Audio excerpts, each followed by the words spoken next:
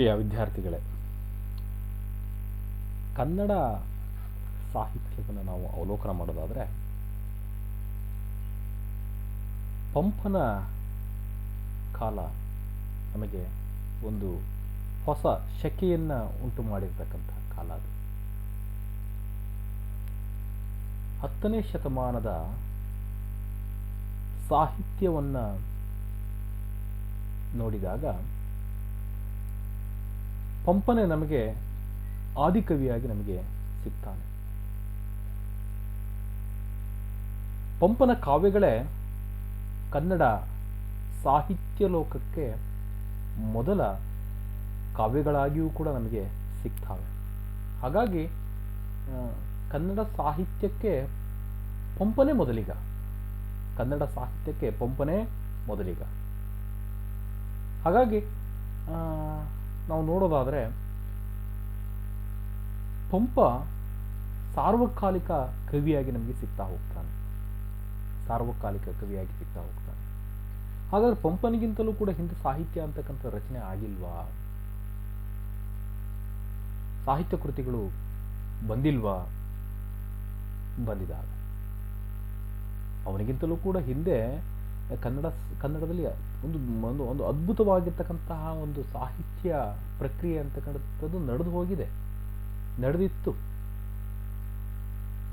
ಆದರೆ ನಮಗೆ ಅವು ಸಿಕ್ಕಿಲ್ಲ. ಹಾಗಾಗಿ ನಾವು ನೋಡ್ತಾ ಹೋದಾಗ ಮೊದಲು ಸಿಗ್ತಕ್ಕಂತಹ ಕಾವ್ಯಗಳು ಪಂಪನ ಕಾವ್ಯಗಳು. ಮೊದಲ ಕವಿಯಾಗಿ ನಮಗೆ ಪಂಪ ಸಿಗ್ತಾ ಹೋಗ್ತಾನೆ, ಅಧಿಕೃತವಾಗಿರ್ತಕ್ಕಂಥ ಆಧಾರದ ಮೇಲೆ ಹೇಳೋದಾದರೆ. ಅವನು ತನ್ನ ಕಾವ್ಯದಲ್ಲಿ ವಿಕ್ರಮಾರ್ಜುನ ವಿಜಯದಲ್ಲಿ ಹೇಳ್ತಾ ಹೋಗ್ತಾನೆ, ಬಗೆಪಸ ತಪ್ಪುದಾಗೆ ದೇಸಿವಳ್ ಪುಗುವುದು ಮಾರ್ಗದೊಳೆ ತಳ್ಳುವುದು ಅಂತ.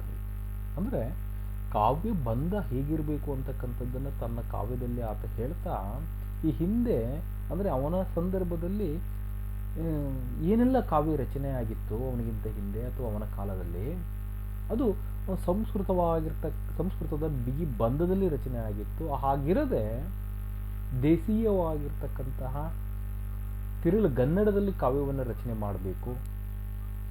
ದೇಸಿಯೊಳೆ ಪುಗುವುದು ದೇಸೀಯವಾಗಿರ್ತಕ್ಕಂತಹ ತಿರುಳಾಗಿರ್ತಕ್ಕಂತಹ ಕನ್ನಡದಲ್ಲಿ ರಚನೆ ಆಗಬೇಕು. ಸರಳವಾಗಿರ್ತಕ್ಕಂಥ ಕನ್ನಡದಲ್ಲಿ ಅದರ ರಚನೆ ಆಗಬೇಕು. ಮಾರ್ಗದೊಳೆ ತಳ್ಳುವುದು ಅಂದರೆ ಅದು ಸಂಸ್ಕೃತದ ಛಂದಸ್ಸಿಗೆ ಅದು ಒಗ್ಗುವಂತಿರಬೇಕು ಅಂತ ಹೇಳ್ತಾನೆ ವಿನಃ ಸಂಸ್ಕೃತದ ಕಾವ್ಯಗಳನ್ನು ಯಥಾವತ್ತಾಗಿ ತರಬೇಕು ಅನ್ನುವಂತಹ ಒಂದು ಅಭಿಲಾಷೆ ಪಂಪಂದಾಗಿರಲಿಲ್ಲ. ಹಾಗಾಗಿ ಅವನ ಏನು ಭಾಷೆ ಇದೆ, ಹಿತಮಿತ ಮೃದುವಚನ ಅನ್ನುವಂತಹ ಭಾಷೆ ಇದೆ, ಅಥವಾ ಪುಲಿಗೆರೆಯ ತಿರುಳು ಕನ್ನಡದ ಭಾಷೆ ಏನಿದೆ ಅದು ಆತನ ಕಾವ್ಯದಲ್ಲಿ ಏನಾಗಿದೆ, ಅದು ಅನಾವರಣಗೊಂಡಿರ್ತಕ್ಕಂಥದ್ದು ನೋಡ್ತಾ ಹೋಗ್ತೀವಿ. ಪಂಪನ ಸ್ಥಳ, ಜನನದ ಸ್ಥಳ, ಅವನ ಆ ಸಂದರ್ಭವನ್ನು ನೋಡ್ತಾ ಹೋದರೆ ಪಂಪ ಕ್ರಿಸ್ತಶಕ 902 ದುಂದುಬಿ ಸಂವತ್ಸರದಲ್ಲಿ ಜನನ ಆಗ್ತಾನೆ ಅನ್ನುವಂತಹ ಮಾಹಿತಿಗಳನ್ನು ಸಿಗ್ತಾ ಹೋಗ್ತವೆ. ಆತನ ತಂದೆ ಬ್ರಾಹ್ಮಣನಾಗಿದ್ದ. ನಂತರ ಆತ ಏನಾದ, ಜೈನ ಧರ್ಮಕ್ಕೆ ಮತಾಂತರಗೊಂಡ. ಆತನ ತಾಯಿ ನಮ್ಮ ಕನ್ನಡ ನಾಡಿನ ಹೆಣ್ಣುಮಗಳಾಗಿದ್ಲು. ಧಾರವಾಡದ ಅಣ್ಣಿಗೆರೆಯ ಜೋಯಿಸ ಸಿಂಗನ ಮೊಮ್ಮಗಳಾಗಿದ್ಲು ಅಂತಕ್ಕಂಥದ್ದನ್ನು ನೋಡ್ತಾ ಹೋಗ್ತೀವಿ. ಹಾಗೆ ಪಂಪ ಆತ ಹುಟ್ಟಿದ್ದು ಆಂಧ್ರದ ವೆಂಗಿಪೊಳು ಗ್ರಾಮದಲ್ಲಿ ಆಗಿದ್ರೂ ಕೂಡ ಅವನ ಬೆಳವಣಿಗೆ ಪೂರ್ತಿ ಕೂಡ ಇಲ್ಲಾಗಿರ್ತಕ್ಕಂಥದ್ದು ಕನ್ನಡ ನಾಡಿನ ಬನವಾಸಿಗೆ ಸೇರಿರ್ತಕ್ಕಂಥ ಅಣ್ಣಿಗೇರಿಯಲ್ಲಿ ಆಗಿರ್ತಕ್ಕಂಥದ್ದು. ಹಾಗಾಗಿ ಪ್ರತಿ ಸಂದರ್ಭದಲ್ಲೂ ಕೂಡ ಅವನ ಕಾವ್ಯದಲ್ಲಿ ಕನ್ನಡ ನಾಡಿನ ಹಿರಿಮೆಯನ್ನು, ಇಲ್ಲಿನ ಪ್ರಕೃತಿ ಸೌಂದರ್ಯವನ್ನು, ಇದರ ಸೊಬಗನ್ನು, ಇದರ ವೈಭೋಗವನ್ನು ಅವನು ಏನು ಮಾಡ್ತಾ ಹೋಗ್ತಾನೆ, ಅಲ್ಲಲ್ಲಿ ಸಮಯಕ್ಕೆ ಸಂದರ್ಭಕ್ಕೆ ತಕ್ಕಂತೆ ಏನು ಮಾಡ್ತಕ್ಕಂಥದ್ದು ಕನ್ನಡ ನಾಡನ್ನು ಹೊಗಳ್ತಕ್ಕಂಥದ್ದು ನೋಡ್ತಾ ಹೋಗ್ತೀವಿ. ಹಾಗಾಗಿ ಪಂಪನಿಗಿಂತ ಮಿಗಿಲಾಗಿ ಪ್ರಾಕೃತಿಕವಾಗಿರ್ತಕ್ಕಂಥ ವರ್ಣನೆ ಅಂತಕ್ಕಂಥದ್ದು ಬೇರೆಯವರಲ್ಲಿ ಸಿಗಲ್ಲ. ಕಾವ್ಯದ ದೃಷ್ಟಿಯಿಂದ ನೋಡಿದಾಗ ಪಂಪ ಎಲ್ಲ ಕಾವ್ಯಗಳ ಆ ಸಂದರ್ಭದಲ್ಲಿ ಏನೋ ಆ ಚಂಪು ಯುಗ ಏನಿತ್ತು, ಚಂಪು ಕಾವ್ಯ ಏನಿತ್ತು, ಆ ಸಂದರ್ಭದಲ್ಲಿ ಕಾವ್ಯಗಳಿಗೆ ಮೊದಲಿಗನಾಗ್ತಾನೆ. ಅಲ್ಲದೆ ತನ್ನ ಕಾವ್ಯಕ್ಕೆ ಸಂಬಂಧಪಟ್ಟಂತೆ ಕಾವ್ಯದಲ್ಲಿ ಏನೆಲ್ಲ ಪ್ರಕಾರಗಳನ್ನು ಪ್ರಯೋಗ ಮಾಡಬಹುದು, ಎಲ್ಲ ರೀತಿಯಾಗಿರ್ತಕ್ಕಂತಹ ಪ್ರಕಾರಗಳನ್ನು ತನ್ನ ಕಾವ್ಯದಲ್ಲಿ ಅವನು ಪ್ರಯೋಗ ಮಾಡ್ತಾ ಹೋಗಿದ್ದಾನೆ. ನೋಡೋದಾದ್ರೆ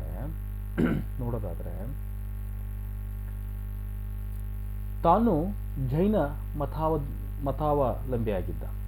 ಹಾಗಾಗಿ ಜೈನ ಧರ್ಮಕ್ಕೆ ಸಂಬಂಧಪಟ್ಟಂತೆ ತನ್ನ ಧಾರ್ಮಿಕವಾಗಿರ್ತಕ್ಕಂಥ ವಿಚಾರಗಳನ್ನು ಪ್ರಚಾರ ಮಾಡಲಿಕ್ಕಾಗಿ ಒಂದನೇ ತೀರ್ಥಂಕರನಾಗಿರ್ತಕ್ಕಂತಹ ಆದಿದೇವ ಅಥವಾ ಗುರುದೇವ ಅಥವಾ ವೃಷಭ ದೇವನ ಬಗ್ಗೆ ಅವನು ಕಾವ್ಯವನ್ನು ರಚನೆ ಮಾಡ್ತಾನೆ. ಅಂದರೆ ಜೈನ ಧರ್ಮದ ತೀರ್ಥಂಕರನಾಗಿರ್ತಕ್ಕಂತಹ ಮೊದಲ ತೀರ್ಥಂಕರನಾಗಿರ್ತಕ್ಕಂಥ ಆದಿನಾಥನ ಬಗ್ಗೆ ಆತ ತನ್ನ ಕಾವ್ಯವನ್ನು ಬರಿತಕ್ಕಂಥದ್ದು. ಇಲ್ಲಿ 16 ಆಶ್ವಾಸಗಳಲ್ಲಿ ತನ್ನ ಕಾವ್ಯಗಳನ್ನು ಆತ ಏನು ಮಾಡ್ತಾ ಹೋಗ್ತಾನೆ, ಬಿಚ್ಚಿರ್ತಕ್ಕಂಥದ್ದನ್ನು ನೋಡ್ತಾ ಹೋಗ್ತೀವಿ. ಈ ಒಂದು ಬೃಹತ್ ಕೃತಿಯಲ್ಲಿ, ಬೃಹತ್ ಕಾವ್ಯದಲ್ಲಿ ಆದಿತೀರ್ಥಂಕರನ ಭವಾವಳಿಗಳನ್ನು ಹೇಳೋದರ ಜೊತೆಗೆ ಭರತ ಬಾಹುಬಲಿಯರ ಪ್ರಸಂಗಗಳು ಬರ್ತಕ್ಕಂಥದ್ದನ್ನು ನೋಡ್ಬೋದು. ಈ ರೀತಿ ರಂಜನೀಯವಾಗಿರ್ತಕ್ಕಂತಹ ಸರ್ವಧರ್ಮ ಸಮನ್ವಯತೆಯಿಂದ ಕೂಡಿರ್ತಕ್ಕಂಥ ವಿಚಾರಗಳನ್ನು ನೋಡ್ತಾ ಹೋಗ್ತೀವಿ. ಅಲ್ಲಿ ಹೇಳ್ತಾ ಹೋಗ್ತಾನೆ, ಮನುಷ್ಯ ಕುಲಂ ತಾನು ಒಂದೇ ಒಲಂ ಅನ್ನುವಂಥ ಒಂದು ಸಾರ್ವಕಾಲಿಕವಾಗಿರ್ತಕ್ಕಂಥ ಸತ್ಯದ ಮಾತನ್ನು ಹೇಳ್ತಾ ಹೋಗ್ತಾನೆ. ನೋಡಿ, ಮನುಷ್ಯ ಕುಲಂ ತಾನು ಒಂದೇ ಒಲಂ. ಈ ಜಗತ್ತಿನಲ್ಲಿ ಮನುಷ್ಯ ಕುಲ ಅಂತಕ್ಕಂಥದ್ದು ಒಂದೇ. ಯಾವ ಕುಲ ಅಂತಕ್ಕಂಥದ್ದು, ಮತ ಅಂತಕ್ಕಂಥದ್ದು, ಜಾತಿ ಅಂತಕ್ಕಂಥದ್ದು, ವರ್ಗ ಅಂತಕ್ಕಂಥದ್ದು ಯಾವ ತಾರತಮ್ಯವೂ ಇಲ್ಲಿಲ್ಲ.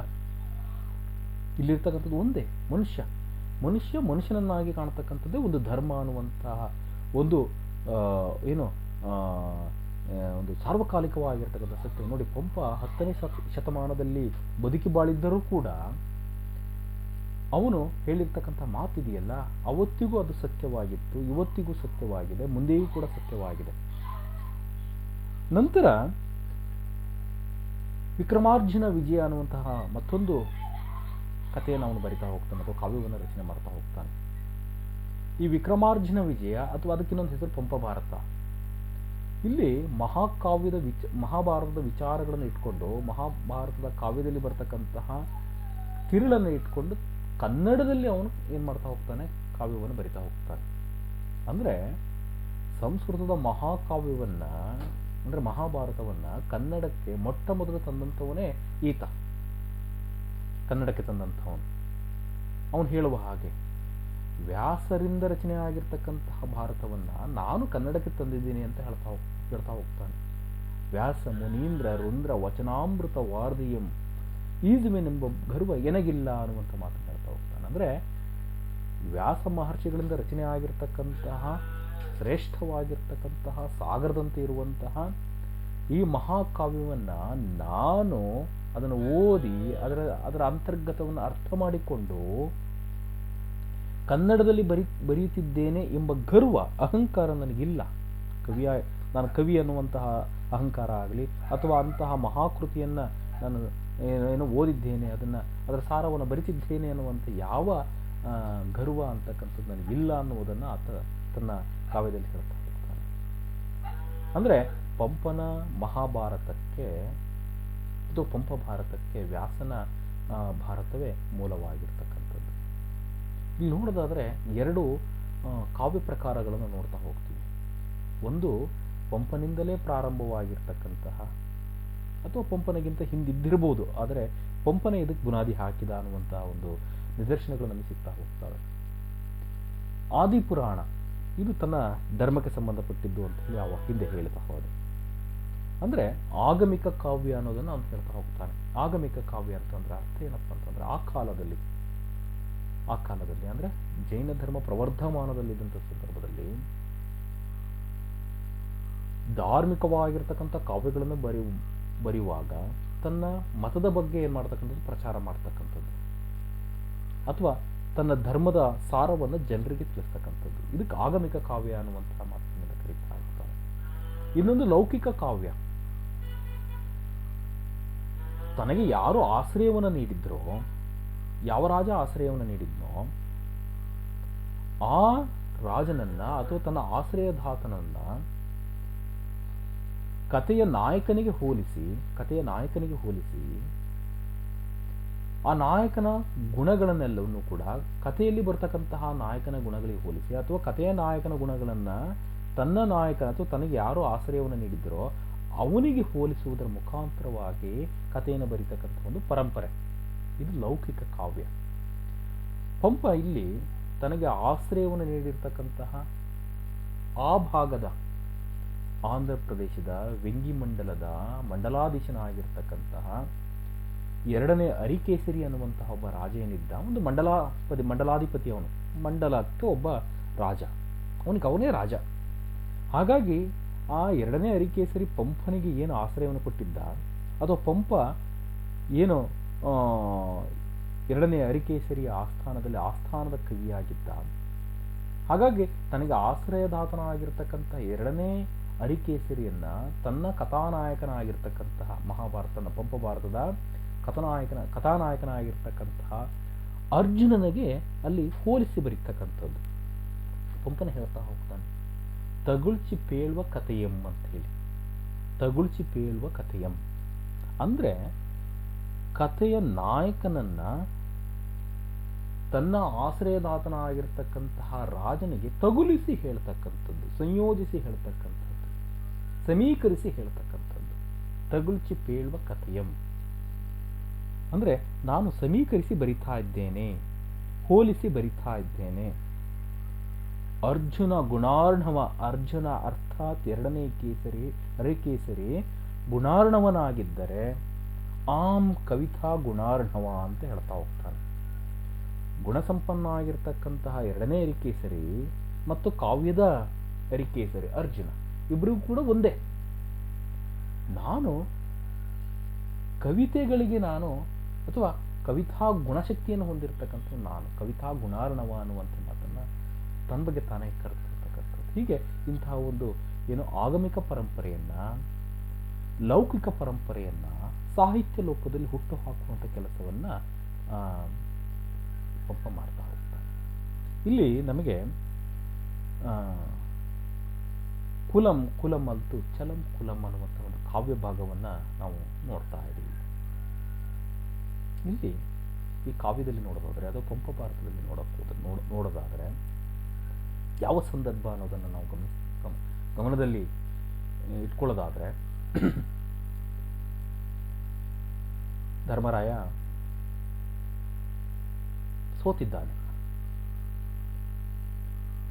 ಸೋತಿದ್ದಾನೆ ಶಕುನಿಯ ಕಪಟ ದ್ಯೂತದಲ್ಲಿ. ಸೋತು ತನ್ನೆಲ್ಲ ರಾಜ್ಯವನ್ನ, ಕೋಶವನ್ನ, ತನ್ನನ್ನು ತಾನು ಸೋತ್ಕೊಂಡಿದ್ದಾನೆ, ತನ್ನ ತಮ್ಮಂದಿರನ್ನು ಸೋತಿದ್ದಾನೆ. ಅಲ್ಲದೆ ದ್ರೌಪದಿಯನ್ನು ಕೂಡ ಸೋತು ಒಪ್ಪಂದದ ಪ್ರಕಾರ, ನಿಯಮದ ಪ್ರಕಾರ 12 ವರ್ಷಗಳ ವನವಾಸವನ್ನ ಆತ ಅನುಭವಿಸಿದ್ದಾನೆ. ಜೊತೆಗೆ 1 ವರ್ಷಗಳ ಕಾಲ ಅಜ್ಞಾತವಾಸವನ್ನು ಕೂಡ ಪೂರೈಸಿ ಬಂದಿದ್ದಾರೆ. ವಿರಾಟ ನಗರಿಯಲ್ಲಿ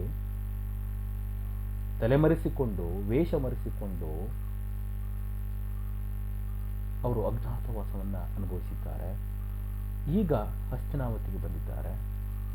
ಸಂಧಾನಕ್ಕಾಗಿ ಕೃಷ್ಣನನ್ನು ಕಳಿಸಿದ್ದಾರೆ, ನಮ್ಮ ರಾಜ್ಯವನ್ನು ನಮಗೆ ಬೇಕು ಅಂತ ಹೇಳಿ. ಆದರೆ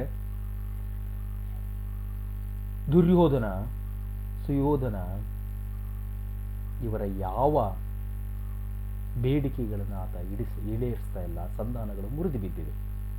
ಆತ ಗಟ್ಟಿಯಾದಂಥ ಧ್ವನಿಯಲ್ಲಿ ಹೇಳ್ತಾ ಇದ್ದಾನೆ, ರಾಜ್ಯ ಬೇಕಾದರೆ ರಣಾಂಗಣಕ್ಕೆ ಬಂದು ರಾಜ್ಯವನ್ನು ತಗೊಳ್ಳಿ. ಅಂದ್ರೆ ಅರ್ಥ ಏನು? ಯುದ್ಧವನ್ನು ಮಾಡುವುದರ ಮುಖಾಂತರವಾಗಿ, ನನ್ನೊಂದಿಗೆ ಯುದ್ಧವನ್ನು ಮಾಡುವ ಮುಖಾಂತರವಾಗಿ ನೀವು ರಾಜ್ಯವನ್ನು ತಗೊಳ್ಳಿ. ಇಲ್ಲ ಅಂತಂದ್ರೆ ಸೂಜಿಯ ಮೊನೆಗಾತ್ರದಷ್ಟು ಕೂಡ ನಾನು ಕೊಡಲ್ಲ ಅನ್ನುವಂಥ ಸಂದೇಶವನ್ನು ಸ್ಪಷ್ಟವಾಗಿ ದುರ್ಯೋಧನ ಪಾಂಡವರಿಗೆ ಏನ್ ಮಾಡಿದ್ದಾನೆ, ಸಂದೇಶವನ್ನು ಕಳಿಸಿದ್ದಾನೆ. ಹಾಗಾಗಿ ಅನಿವಾರ್ಯವಾಗಿ ಪಾಂಡವರು ಯುದ್ಧಕ್ಕೆ ಮುಂದಾಗಬೇಕಾಗಿದೆ. ಎರಡೂ ಪಕ್ಷದವರು ಕೂಡ, ಕುರು ಪಾಂಡವರಿಬ್ಬರೂ ಕೂಡ ಯುದ್ಧಕ್ಕೆ ತಯಾರಿಯನ್ನು ನಡೆಸ್ತಾ ಇದ್ದಾರೆ. ಎಲ್ಲಾ ರೀತಿಯ ಯುದ್ಧವನ್ನು ನಿಲ್ಲಿಸುವಂತೆ ಎಲ್ಲಾ ರೀತಿಯಾಗಿರ್ತಕ್ಕಂಥ ಪ್ರಕ್ರಿಯೆಗಳು ಕೂಡ ಮುರಿದು ಬಿದ್ದಿದ್ದಾವೆ. ಕುರುಕುಲದ ಪಿತಾಮಹನಾಗಿರ್ತಕ್ಕಂತಹ ಭೀಷ್ಮಾಚಾರ್ಯರಾಗಲಿ, ಕುರುವಂಶದ ಮಕ್ಕಳಿಗೆ ಪಾಠವನ್ನು ಹೇಳಿರ್ತಕ್ಕಂತಹ ದ್ರೋಣಾಚಾರ್ಯರಾಗಲಿ, ಹಿರಿಯರೆಲ್ಲರೂ ಕೂಡ ಯುದ್ಧವನ್ನು ತಡಿಬೇಕು ಅನ್ನುವಂತಹ ತಂತ್ರಗಾರಿಕೆಯನ್ನು ಹೂಡಿದ್ದರೂ ಕೂಡ ಯುದ್ಧೋನ್ಮಾದದಲ್ಲಿ ದುರ್ಯೋಧನ ಇದ್ದುದರಿಂದ ಯುದ್ಧ ನಿಲ್ಲಿಕ್ಕೆ ಸಾಧ್ಯ ಇಲ್ಲ. ಕುರುಕ್ಷೇತ್ರ ಯುದ್ಧ ಏನಾಗಿದೆ, ನಿಶ್ಚಯ ನಿರ್ಧಾರವಾಗಿದೆ. ಹಾಗಾಗಿ ಎರಡೂ ಪಕ್ಷದವರು ಯುದ್ಧ ತಯಾರಿಯನ್ನು ಮಾಡ್ತಾ ಇದ್ದಾರೆ. ಹೀಗಿರುವಾಗ ದುರ್ಯೋಧನ ಭೀಷ್ಮರಲ್ಲಿಗೆ ಬಂದು ಯುದ್ಧದ ಬಗ್ಗೆ ಚಿಂತನೆಯನ್ನು ಮಾಡ್ತಾ ಇದ್ದಾನೆ, ಹೇಗೆ ಅಂತ ಹೇಳಿ. ಆಗ ಭೀಷ್ಮರು ಹೇಳ್ತಿದ್ದಾರೆ ಯುದ್ಧದಿಂದ ಆಗುವಂತಹ ನೋವುಗಳನ್ನು. ಯುದ್ಧ ಅಂತಕ್ಕಂಥದ್ದು ನಷ್ಟವನ್ನೇ ಉಂಟು ಮಾಡ್ತದೆ ವಿನಃ ಯಾರಿಗೂ ಕೂಡ ಸೌಖ್ಯವನ್ನು ಉಂಟು ಮಾಡಲ್ಲ, ಸುಖವನ್ನು ಉಂಟು ಮಾಡಲ್ಲ ಅನ್ನುವಂತಹ ಎಲ್ಲ ವಿಚಾರಗಳನ್ನು ಕೂಡ ದುರ್ಯೋಧನಿಗೆ ಹೇಳಿದ್ದಾರೆ. ಆದರೆ ದುರ್ಯೋಧನ ಆ ಮನಸ್ಥಿತಿಯಲ್ಲಿ ಇಲ್ಲ. ಅವನು ಯುದ್ಧಕ್ಕೆ ರೆಡಿಯಾಗಿ ಬಂದಿದ್ದಾನೆ. ಯಾರನ್ನು ನಂಬಿ ಯುದ್ಧಕ್ಕೆ ಬಂದಿದ್ದಾನೆ? ಭೀಷ್ಮರನ್ನೇ. ಕುರು ಪಿತಾಮಹರಾಗಿರ್ತಕ್ಕಂಥ ಭೀಷ್ಮರು ಯುದ್ಧಕ್ಕೆ ಒಪ್ಪಿದರೆ, ಯುದ್ಧವನ್ನು ಮಾಡಲಿಕ್ಕೆ ಒಪ್ಪಿದರೆ ನಾನು ಯುದ್ಧದಲ್ಲಿ ಜಯಶೀಲನಾಗ್ಬೋದು, ಪಾಂಡವರನ್ನು ಸೋಲಿಸ್ಬೋದು. ಆನಂತರ ಅಖಂಡವಾಗಿರ್ತಕ್ಕಂತಹ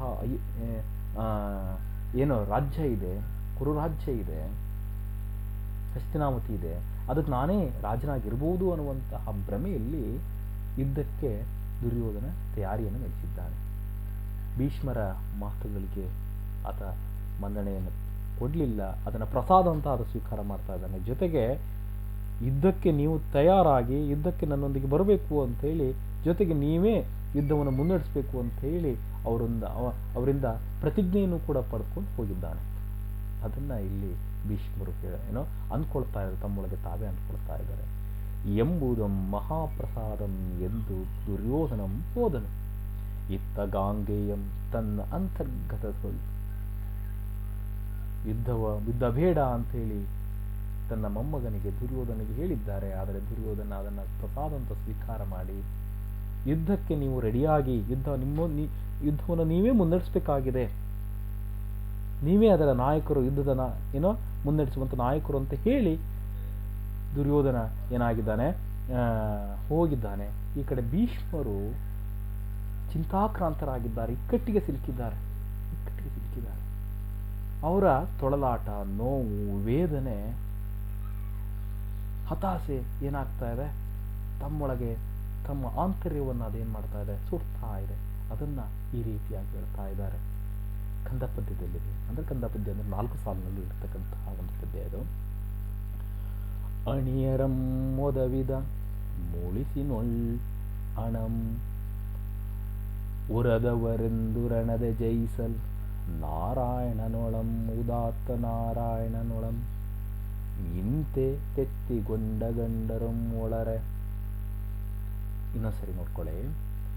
ಅಣಿಯರಂ ಒದವಿದ ಮುಳಿಸಿನೊಳ್ ಅಣಂ ಉರದವರೆಂದು ರಣದೆ ಜಯಿಸಲ್ ನಾರಾಯಣನೊಳಂ ಉದಾತ್ತ ನಾರಾಯಣನೊಳಂ ಇಂತು ಎತ್ತಿಕೊಂಡ ಗಂಡರಂ ಒಳರೆ. ಅಂದ್ರೆ ಇಲ್ಲಿ ಭೀಷ್ಮರೇ ಹೇಳ್ತಾ ಇದ್ದಾರೆ ತಮ್ಮ ಬೇಗುದಿಯನ್ನ, ಒಳ ಬೇಗುದಿಯನ್ನ ತಾವು ತಮ್ಮೊಳಗೆ ತಾವು ಹೇಳ್ಕೊಳ್ತಕ್ಕಂಥದ್ದು. ದುರ್ಯೋಧನ ಒಬ್ಬ ಮೂರ್ಖ.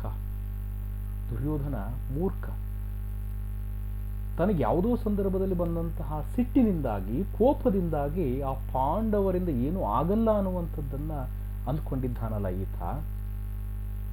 ಅಣಿಯರಂ ಒದವಿದ ಮುಳಿಸಿನೊಳ್ ಅಣಂ ಉರದವರೆಂದು ರಣದ ಜಯಿಸಲ್. ರಣಾಂಗಣದಲ್ಲಿ ಉರದವರೆಂದು ಶಕ್ತಿಹೀನರೆಂದು ಅವರ ಹತ್ರ ಸಾಮರ್ಥ್ಯ ಅಂತಕ್ಕಂಥದ್ದು ಇಲ್ಲ.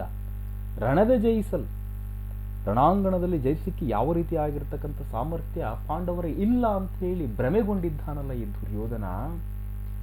ನಾರಾಯಣನೊಳಂ ಉದಾತ್ತ ನಾರಾಯಣನೊಳಂ, ಅಲ್ಲಿದ್ದಂಥವ್ರು ಯಾರೋ ಸಾಕ್ಷಾತ್ ಈ ಪ್ರಪಂಚವನ್ನ, ಈ ಜಗತ್ತನ್ನ, ಈ ಸೃಷ್ಟಿ ಮಾಡಿರ್ತಕ್ಕಂಥ ನೋಡುವಂತಹ ಅಥವಾ ಈ ಜಗತ್ತಿನ ಎಲ್ಲ ವಿದ್ಯಮಾನಗಳಿಗೂ ಕಾರಣೀಭೂತನಾಗಿರ್ತಕ್ಕಂಥ ಶ್ರೀಕೃಷ್ಣ ಅಲ್ಲಿದ್ದಾನೆ. ನಾರಾಯಣನೊಳಂ ಉದಾತ್ತ ನಾರಾಯಣನೊಳಂ, ಜೊತೆಗೆ ಆ ನಾರಾಯಣನ ಎಲ್ಲಾ ಶಕ್ತಿ ಸಾಮರ್ಥ್ಯಗಳೂ ಕೂಡ ಮಿಳಿತಗೊಂಡಂತಹ, ಕೃಷ್ಣನಿಗೆ ಆಪ್ತವಾಗಿರ್ತಕ್ಕಂತಹ, ಕೃಷ್ಣನ ಸಂಬಂಧಿಯಾಗಿರ್ತಕ್ಕಂತಹ, ಕೃಷ್ಣನ ಮನಸ್ಸಿನ ಎಲ್ಲಾ ರೀತಿಯಾಗಿರ್ತಕ್ಕಂಥ ವಿಚಾರಗಳು ಅಥವಾ ಕೃಷ್ಣನಿಗೆ ಹತ್ತಿರವಾಗಿರ್ತಕ್ಕಂತಹ ಅರ್ಜುನ ಅಲ್ಲಿದ್ದಾನೆ ನೋಡಂ, ಇಂತೆ ಅಲ್ಲಿದ್ದಾನೆ, ಇಂತೆ ತೆತ್ತಿಗೊಂಡ ಕೃಷ್ಣ ಇದ್ದಾನೆ, ಅರ್ಜುನ ಇದ್ದಾನೆ ಅಂದಾಗ ಅಲ್ಲಿ ಪಾಂಡವರ ಜಯ ಅಂತಕ್ಕಂಥದ್ದು ಖಚಿತ. ಪಾಂಡವರ ಜಯ ಅಂತಕ್ಕಂಥದ್ದು ಖಚಿತ. ಪಾಂಡವರ ಜಯ ಖಚಿತ ಅಂತ ಗೊತ್ತಿದ್ದರೂ ಕೂಡ ಇವನು ಯುದ್ಧಕ್ಕೆ ಮುಂದಾಗಿದ್ದಾನೆ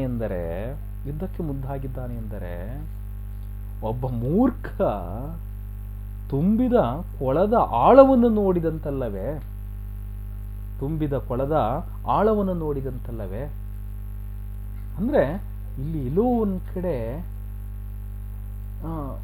ದುರ್ಯೋಧನಿಗೆ ಗೊತ್ತಿದೆ, ಆದರೂ ಕೂಡ ಯುದ್ಧಕ್ಕೆ ಮುಂದಾಗಿದ್ದಾನಲ್ಲ, ಇವನು ನಿಜವಾಗಿಯೂ ಕೂಡ ಏನೋ ಶೂರನೇ ಅನ್ನುವ ಅರ್ಥದಲ್ಲಿ ಏನೋ ಭೀಷ್ಮರು ಹೇಳ್ತಾ ಇದ್ದಾರೆ. ಅಂದ್ರೆ ದುರ್ಯೋಧನ ಮೂರ್ಖತನದ ನಿರ್ಧಾರಕ್ಕೆ ಬಂದಿದ್ದಾನೋ ಅಥವಾ ಬಂದಿದ್ದಾನೆಯೇ ಅನ್ನುವಂಥದ್ದನ್ನ ಇಲ್ಲಿ ನಾವು ಗಮನಿಸಬಹುದು.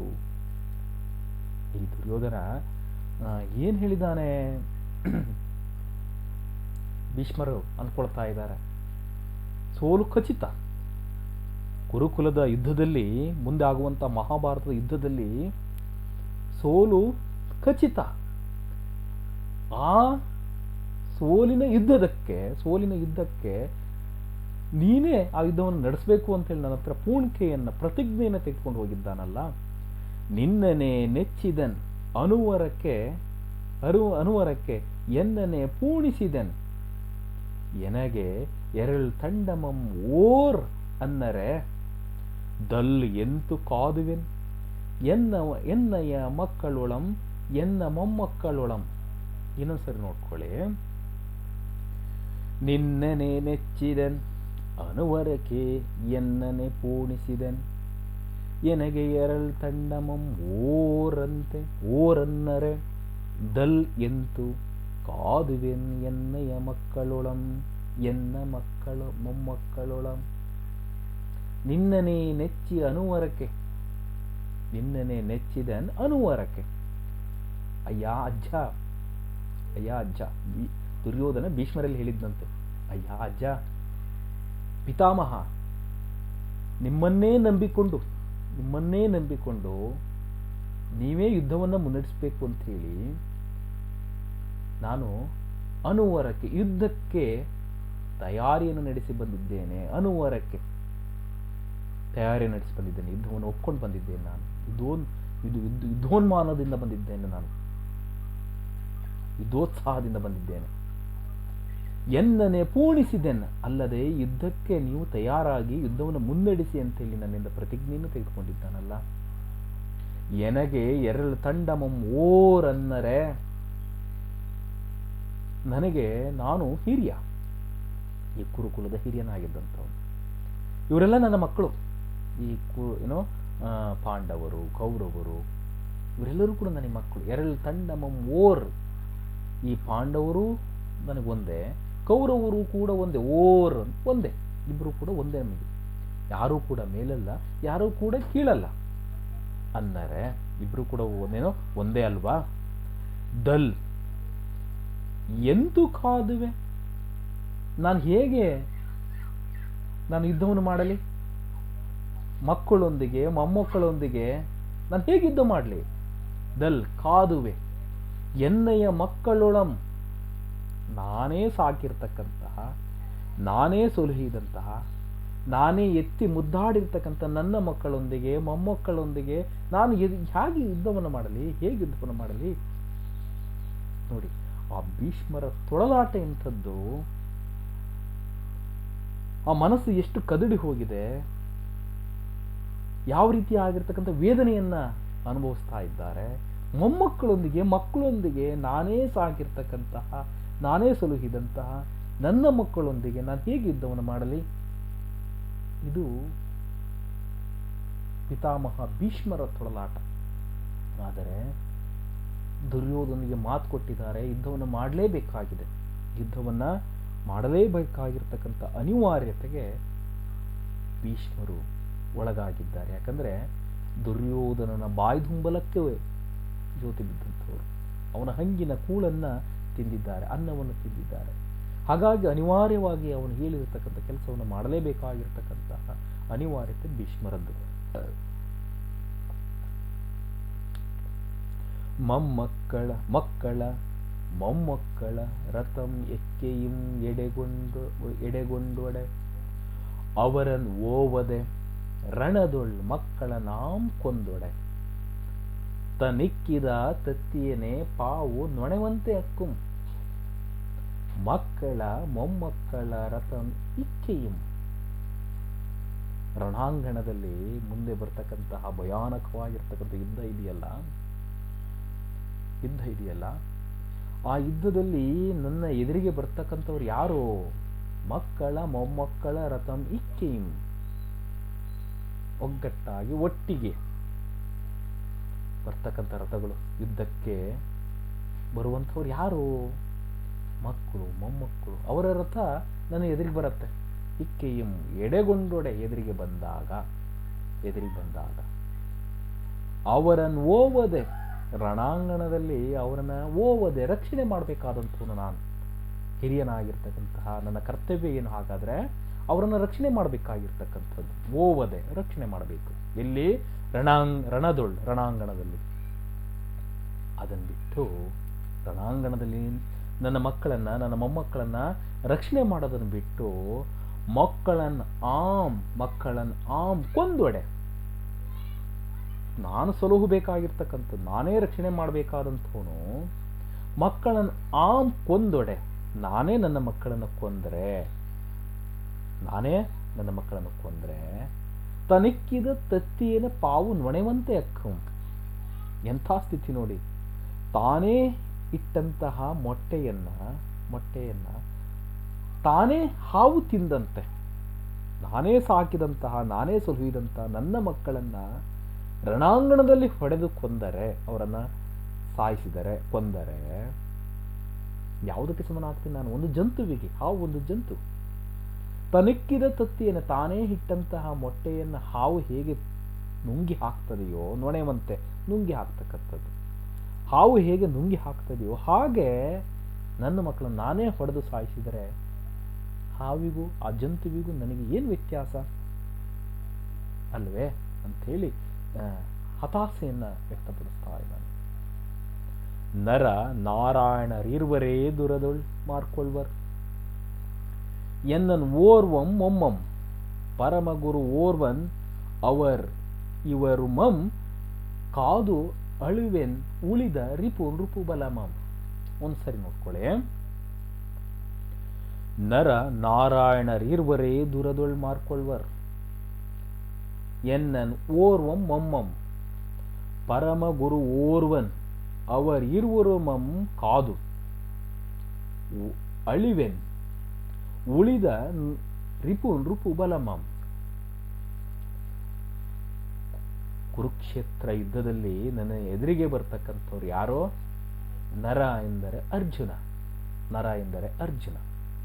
ಇನ್ನು ನಾರಾಯಣ ಅಂದರೆ ಕೃಷ್ಣಾರ್ಜುನರನ್ನೇ ನಾನು ಎದುರುಗೊಳ್ಬೇಕಾಗಿದೆ. ಅರ್ಜುನ ಮತ್ತು ಕೃಷ್ಣನನ್ನ ಇಬ್ಬರೇ ನನಗೆ ನನ್ನ ಎದುರುಗಡೆ ಯುದ್ಧದಲ್ಲಿ ಬರ್ತಕ್ಕಂಥವ್ರು. ಯುದ್ಧದಲ್ಲಿ ನಾನು ಅವರನ್ನು ಎದುರಿಸಬೇಕಾಗಿದೆ. ಅದರಲ್ಲಿ ಈ ನರ ಅಂದರೆ ಅರ್ಜುನ ಯಾರು? ಮೊಮ್ಮಂ ಅಂದರೆ ಮೊಮ್ಮಗ. ಅವನು ನನ್ನ ಮೊಮ್ಮಗ. ಅವನು ನಾನೇ ಎತ್ತಿ ಮುದ್ದಾಡಿರ್ತಕ್ಕಂತಹ ಸಲುಹಿದಂತಹ ಮೊಮ್ಮಗ ಅವನು. ಇನ್ನೊಬ್ಬ ಪರಮಗುರು ಓರ್ವನ್ ಕೃಷ್ಣ, ಈ ಜಗತ್ತಿಗೆ ಒಡೆಯನಾಗಿರ್ತಕ್ಕಂಥ, ಈ ಜಗತ್ತನ್ನೇ ಸಾಕುವಂತಹ, ಜಗತ್ತಿನ ಸುಖ ದುಃಖಗಳಿಗೆ ಕಾರಣೀಭೂತನಾಗಿರ್ತಕ್ಕಂಥ ಕೃಷ್ಣ, ಅವನು ನನಗೆ ಎದುರಿ ಬರ್ತಾ ಇದ್ದಾನೆ.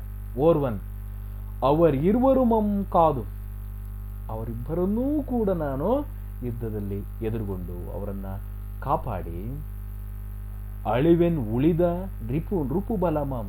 ಆದರೆ ಅವರಿಬ್ಬರನ್ನು ನಾನು ಏನು ಮಾಡಲ್ಲ, ಅವರನ್ನು ರಕ್ಷಣೆ ಮಾಡ್ತೇನೆ.